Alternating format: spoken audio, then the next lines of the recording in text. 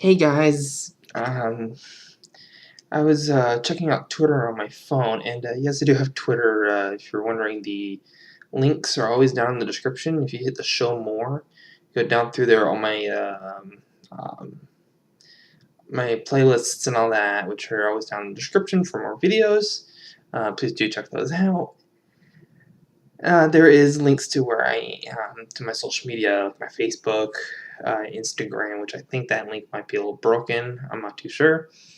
Please let me know if that is actually functioning properly. I have no clue. Nor do I want to see if it's actually working because then it will count as a view to YouTube. And in any case, I was checking out my Twitter. Like I said, links down in the description. It's down there, but it's there. And I was checking it, and Eric Hall, in fact, I am.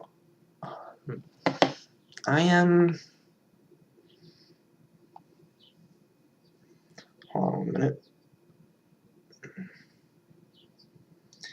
I am RROCOM.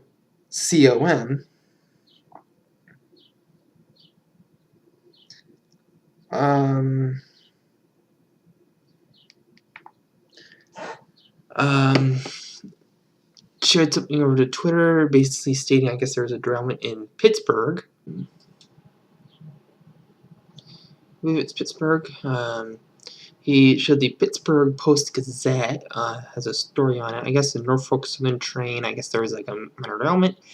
And I know what's going to now happen. We're going to get all these people, these big, experts in rail things. And, I think I saw one thing about this guy. He was, actually, he's not even a part of the rail industry in any stretch of the imagination. I think he said he was a pilot. What are you doing making a video on railroading? And he said, PTC is, the way to go. And they have some very similar for airplanes and all that. And it's extremely safe there, and it's made air travel very safe.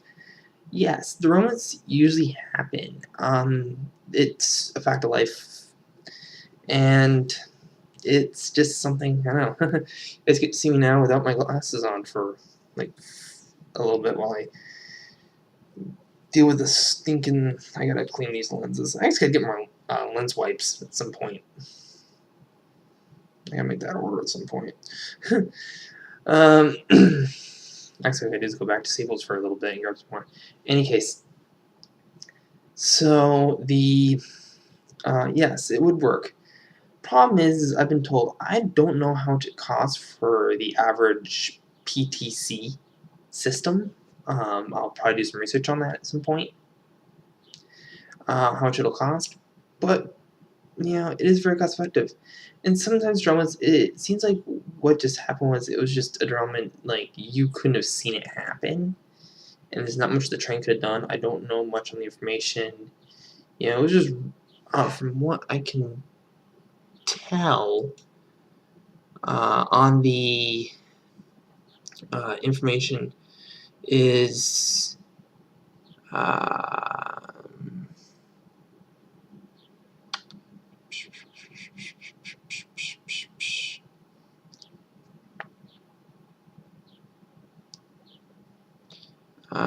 it's intermodal traveling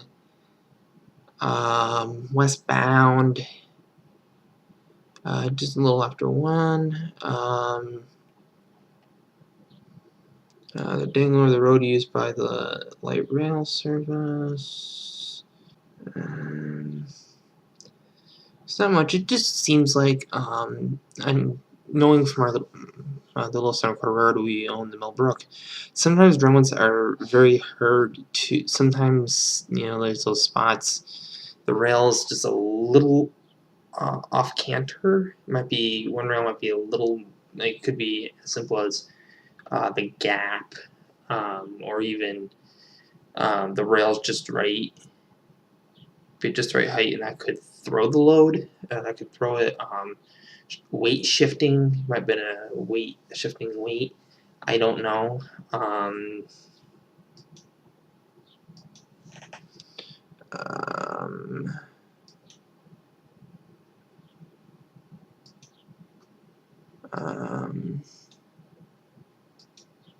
But yeah, so far,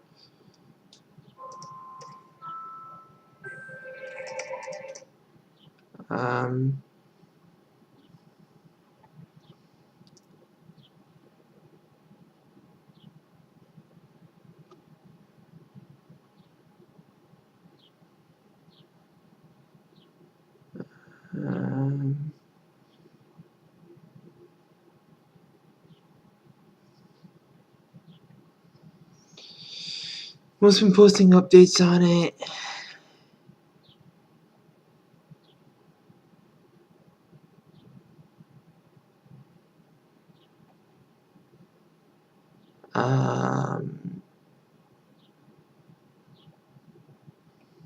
Not too sure how bad the incident is. But yeah, it's not much. It doesn't appear to be much. But yeah. But like I said, it could be, very simple load shift, and, I think they said a total of, how many cars is the total? 4 intermodals. So 4 well cars simply dump the track. Nothing much, but I know I'm gonna hear it from them. I know I'm gonna hear it, on YouTube. There's gonna be all these videos out there. It's not much. It happens in the rail industry. It's a fact of life, and yeah, it happens, and what's the best way to prevent it? I don't know.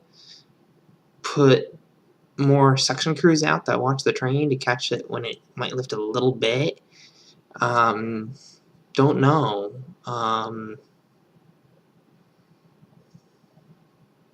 They said no one was injured, so that's good. So, I'm pretty sure they probably now have the freight on the road.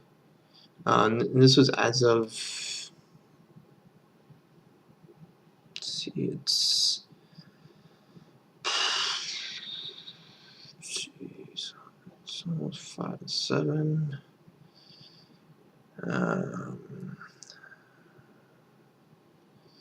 So I'd say this story is almost, it'll be about 10, about almost, let's just call it 2 hours and some change old. So it's a fairly fresh little story. Not much.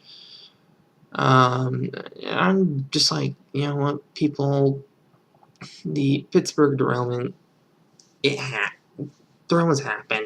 We deal with them all the time on the M&O, or the M&O, the MRW. Yeah. We deal with them on the M&O too, our little N-scale road. Usually it's due to lightweight cars. There on the Millbrook, it's usually load shift, and when you're working with 7 1/4, you kind of start working with real life situations. Load shift, and everything else. It doesn't necessarily donkey kick the car. It kind of just, one end of the car is lighter than the other, and when that happens, the car simply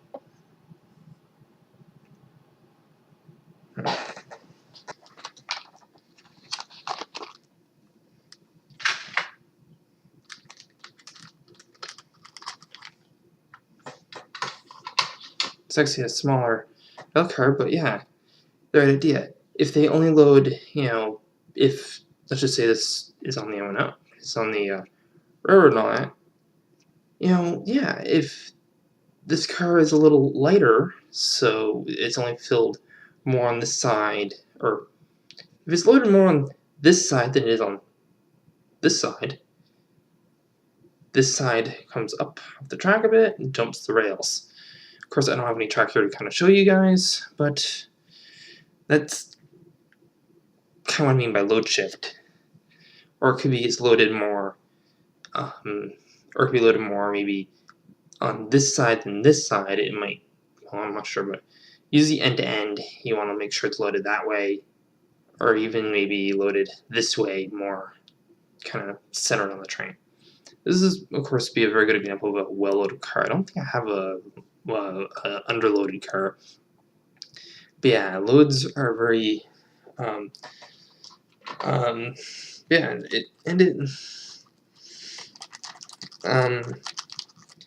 and I think another thing most people don't realize is unlike with, I know they see things like, all trains. Yes, but you gotta realize, we've still got some engines like, Grumman 405 that still run the rails. And some engines, I think the Delaware Lackawanna uses an aging fleet of Alcos. What's the plan with those engines? There's no room for the software from PTC. And another thing is people don't realize that unlike with DOT where they put something new like some, I don't know, California smog, go off the smog thing, or some new environmental thing that new cars have to abide by. Well, it's new cars to a certain date. They'll say no cars built between 1990 to present have to abide by these rules. Okay, so there's cars built from 1990 to 2018 that are now equipped with the smog, or 2018 to future cars are now have to abide by this rule. Okay, fine. But then there's trucks like my dad's old work truck. It actually, to get that thing inspected, is very, very easy. Lights work, horn works. The wheels are balanced. Mirrors work. Okay, here's your sticker. Whereas my dad's Volt and my mom's Subaru, there's new rules and regulations, especially in the state of Vermont where I live. And those things even state, or if it's throwing a check engine light, that might even take it off the road. So it could be, throwing a code for an O2 sensor. Believe it or not, an O2 sensor can take it off the road. Don't know. In any case in the matter, so yeah, there's some new things and all, you got all these new environmental crap. So, really, where's, people who are gonna say, oh, we should, employ this new PTC system, it's gonna make trains safer and run better. How? I don't know what kind of engines were running it. I don't know if they were using PTC, but I'm pretty sure even PTC couldn't even run this, to be honest. And as I told you guys, a derailment is a fact of life on the railroad. At one point, each railroad had their own wrecking cranes. They employed their own cranes. Ready for it nowadays. I think it's like RJ Corman, Crane Masters. They do it now. It's now a service. So yeah, I know I'm kind of rambling and such, but yeah, it's it's just a fact of life, guys. Does it have to be? Not really. Can it be prevented?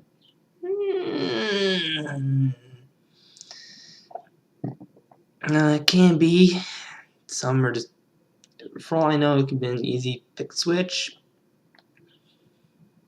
It could be something very, very simple or something very, very,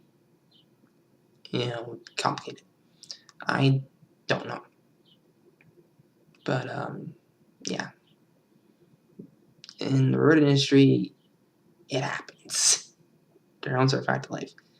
I know when we started doing the summer quarter, my dad said it's not a question of if you come off the rails, it's a question of when you come off the rails. And that is the real thing is. It's not an if, when. And I'm pretty sure some pilots even have the same thing. It's not when they have, it's not when they have, if they have a crash, it's when they have a crash. Should we employ a new, oh, I got it. We have to employ a new GPS-driven system on cars. And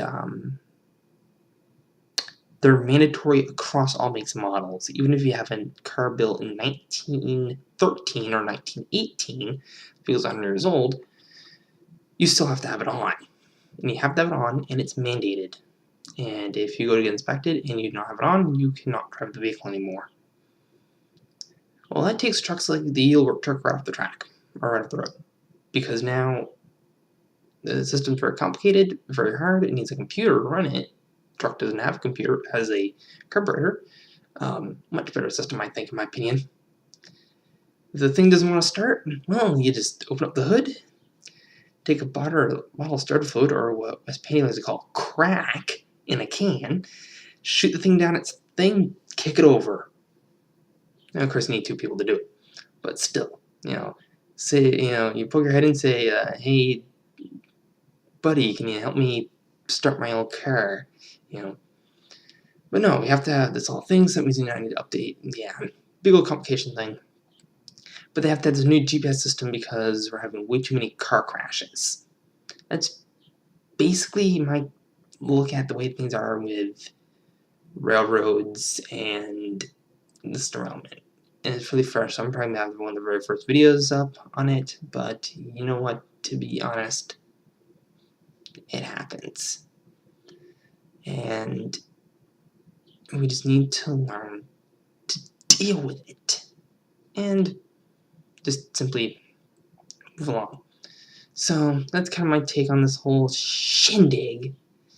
And I actually can say things about this because I am I'm not necessarily in the steering gauge realm of things. I am more on the center recorder.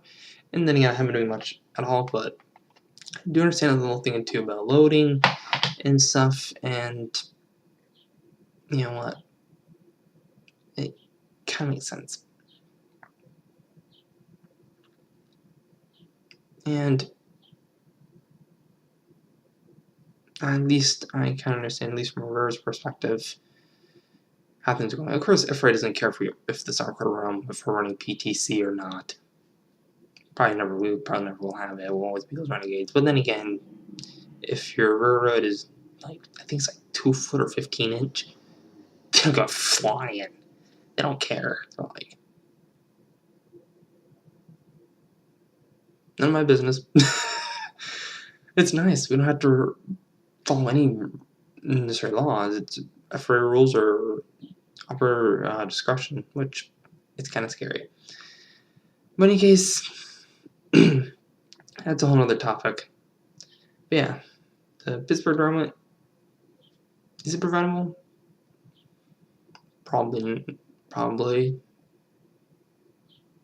Could they have been a little different? Probably.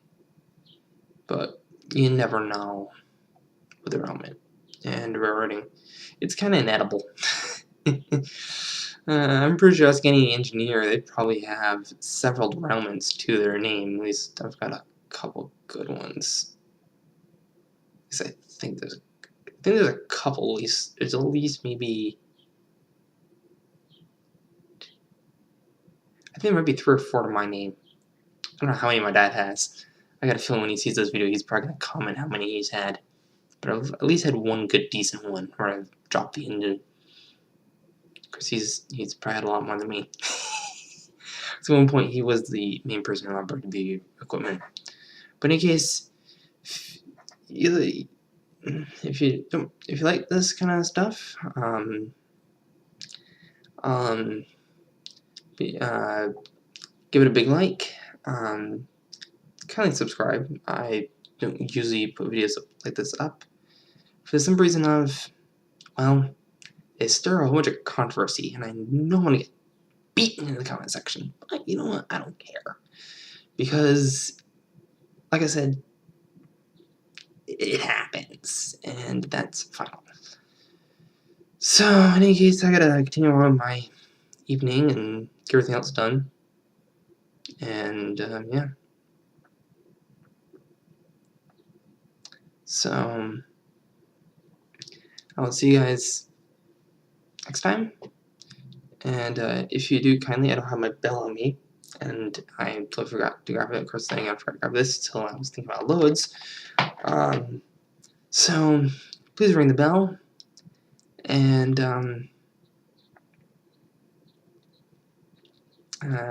notification. I guess if you guys give it a double tap, you guys get notified.